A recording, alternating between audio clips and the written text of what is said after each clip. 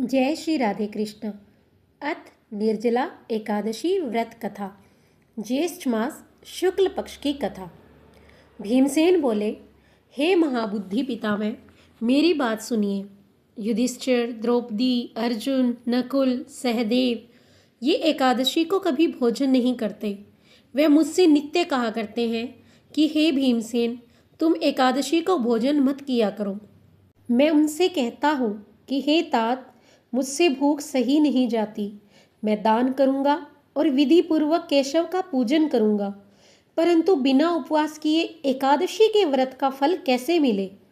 भीमसेन का वचन सुनकर व्यास जी बोले, जो तुमको स्वर्ग अत्यंत प्रिय है और नरक बुरा मालूम होता है, तो दोनों पक्ष की एकादशी को भोजन नहीं करना चाहिए।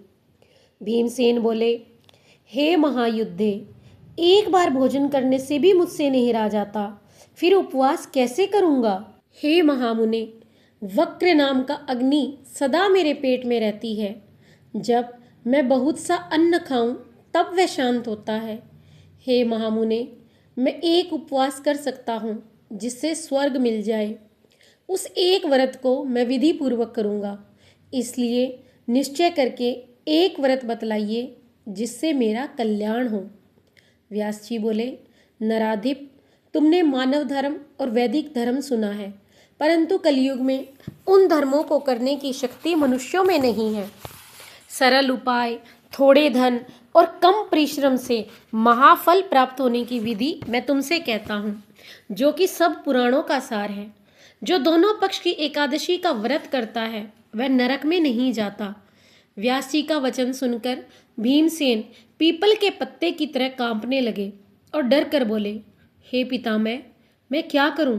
मैं उपवास नहीं कर सकता, इसलिए हे प्रभो, बहुत फलदायक एक ही व्रत को मुझसे कहिए। व्यास जी बोले कि वृश्वा मिथुन के सूर्य में ज्येष्ठ मास में शुक्ल पक्ष की एकादशी है, उसका यत्न पूर्वक निर्जल उपवास करना चाहिए। स्नान और आचमन में जल का निषेध नहीं है। मासे भर स्वर्ण का दाना जिसमें डूब जाए उतना ही जल आचमन के लिए कहा गया है। वही शरीर को पवित्र करने वाला है। गऊ के कान की तरह हाथ करके मासे भर जल पीना चाहिए। उससे थोड़ा या अधिक जल पीने से मदिरा पान के समान होता है। और कुछ भी ना खाएं, नहीं तो व्रत भंग हो जाता है। एकादशी सूर्योदय से दूसरे दिन के सूर्योदय तक जलपान ना करें। ऐसा करने से 12 महीने की एकादशी का फल उसको बिना यत्न से मिल जाता है। फिर द्वादशी को सवेरे निर्मल जल में स्नान करके ब्राह्मणों को जल और सुवर्ण का दान करें। फिर व्रत करने वाला कृत होकर ब्राह्मणों सहित भोजन करें। हे भीमसेन, इस प्रकार व्रत करने से जो पुण्य होता है उसको सुनो। साल भर में जितनी एकादशी होती है उनका फल इस एक एकादशी के व्रत करने से मिल जाता है, इसमें संदेह नहीं है।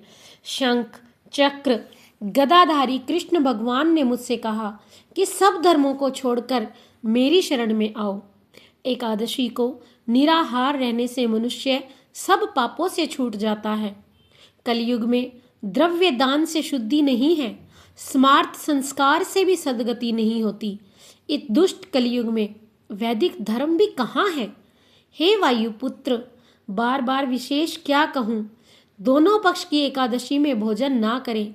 ज्येष्ठ के शुक्ल पक्ष की एकादशी में जो फल मिलता है उसे सुनो। सब तीर्थों से जो पुण्य होता है, सब दान करने से जो फल होता है, हे वृकोदर, वह फल इस एकादशी का व्रत करने से मिल जाता है। उसी दिन से भीमसेन ने इस निर्जला एकादशी का व्रत किया, तभी से इसका नाम भीमसेन विख्यात हो गया। हे भूपाल, इसी प्रकार से पापों को दूर करने के लिए तुम भी यत्न पूर्वक इसका व्रत और भगवान की पूजा करो। हे अनंत, हे देवेश, मैं आज आपका निर्जल व्रत करूँगा और दूसरे दिन भोजन करूँगा। इस मंत्र को पढ़कर सब पापों को दूर करने के लिए इंद्रियों को वश में करके श्रद्धा पूर्वक व्रत को करें। स्त्री अथवा पुरुष का सुमेरवा अंद्राचल पर्वत के समान भी पाप हो तो एकादशी के प्रभाव से भस्म हो जाता है।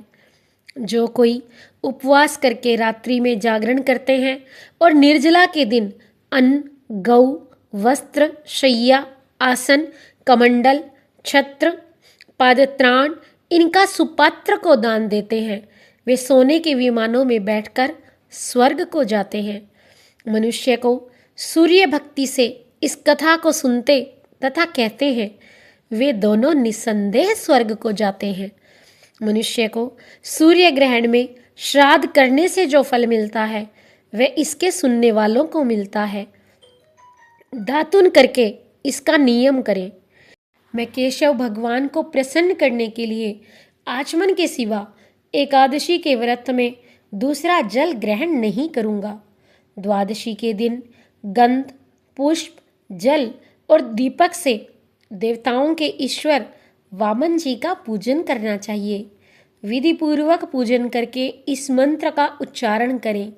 हे देवताओं के ईश्वर, हे इंद्रियों के ईश्वर, हे संसार समुद्र से पार करने वाले, जल से भरे हुए कलश और पंखी के दान करने से मुझको परम गति दीजिए। ऐसा कहकर ब्राह्मण के लिए शक्ति के अनुसार कलश देने चाहिए। इस प्रकार जो पवित्र और पापों को दूर करने वाली इस एकादशी का व्रत करता है वह सब पापों से छूटकर परम पद को प्राप्त होता है। इस कथा को सुनने के पश्चात भगवान विनायक की कहानी भी अवश्य सुने। ऐसी ही और कथाओं के लिए मेरे चैनल को सब्सक्राइब करें और इस कथा का लाभ अधिक से अधिक मनुष्य उठा सकें, इसके लिए इसे शेयर जरूर करें। प्रेम से बोलिए जय श्री राधे कृष्णा।